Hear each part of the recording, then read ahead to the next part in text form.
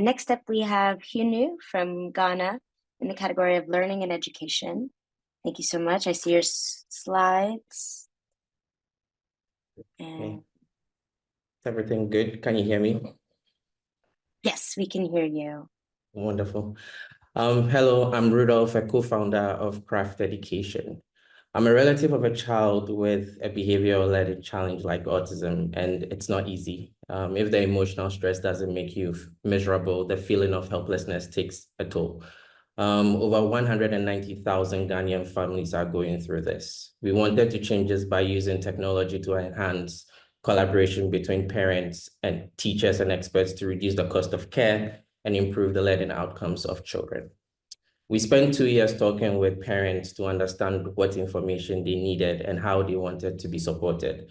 We created Hubert, our free and open chatbot. It can help parents and teachers screen for the signs of autism. It's not a diagnosis, but it's a screening tool. So it basically screens for the signs of autism and help people figure out what to do and connect them with therapy experts and help them create fun activities they can do with children at home or in school. Having set up a behavior therapy center in 2010 with my mother, I remember the painful task of manually drawing a progress chart on paper for multiple children. We built a platform to reduce the admin time of therapists and increase their time delivering amazing therapy sessions and collaborating with parents and teachers using WhatsApp. Many people want to make a difference in the lives of children with behavior and learning challenges. They just need the right support. We believe that if we provide the right technical assistance in adopting evidence-based approaches, then it will make it easier to deliver and track progress and collaborate with parents and teachers. And children will have a strong support system working towards one goal, helping children learn and improve their quality of life. We have been at this since 2020, testing different models from manually sending WhatsApp messages to spending thousands of minutes each day with parents on the phone. We've learned a lot and we've impacted a lot of people. Our team has reached more than 1,000 families and worked with therapists to help children learn things like making single word requests or brushing their teeth. We are still in our pilot phase working with 3 therapy centers in Ghana and require patient funding to generate evidence validating our model. Over the next year or so, we plan to continue our work supported through grants and project-based revenue models with ministries of education, research organizations, and donor funding partners. We've secured a micro grant through UNICEF Ghana to test a national chatbot service with the ministry. In addition to this, we have co-designed a proposal with UNICEF Ghana and the ministry to secure funding to implement Hunu at scale and generate the impact evaluation and action research report in 2025. Our team brings together years of experience across education technology, evidence-based practices in behavior therapy. This is essentially Hunu. Where hope meets action, evidence meets implementation, and every child's potential is unlocked. Thank you. Thank you so much. Any questions from the members of the jury? I see Amos first. Yes, thank you. A great page there. I think, please, I would like to know what ways can you currently get citizen feedback? That is, how do you collect and incorporate this feedback from users to improve your solution?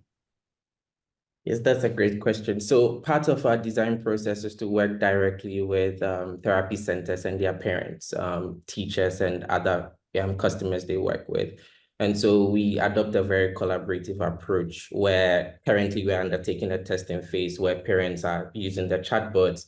We have regular bi-weekly sessions with them to get their feedback, largely because we also use AI for quick, immediate responses, and it relies on public data sets. So what we try to do is build enough documentation and insights to make this our chatbot more locally relevant and contextual.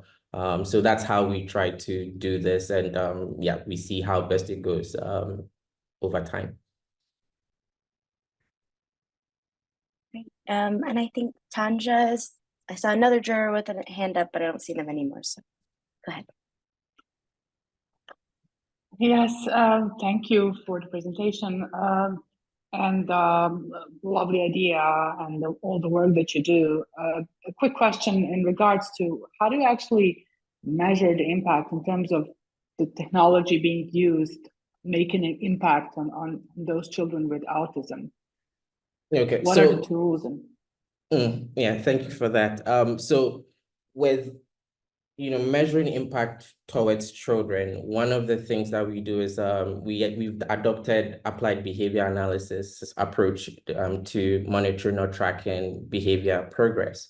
And so whenever a therapist does a session, we track, the number of times they try an activity with a child against the number of times the child gets that response correct. And so that helps us understand how well the child is mastering a skill over time.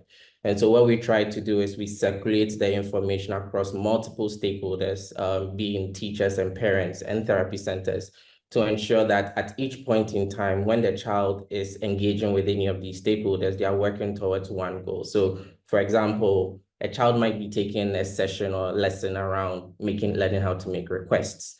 And so as they practice these things at the center, we try as much as possible to share that information with teachers in the school and with the parents in the house. That would increase the amount of opportunities the child will have to practice, and also reduce the cost, right, over time, where they have to spend less time at the therapy center and utilize existing cost components to their parents to practice activities. And that is all the time we have for questions from the jury. But obviously, if there was a hand raised, and you can connect directly or even direct message here on Zoom chat. Jurors, just a gentle reminder, please be voting in your voting link. And I'll pass the mic back over to Jason.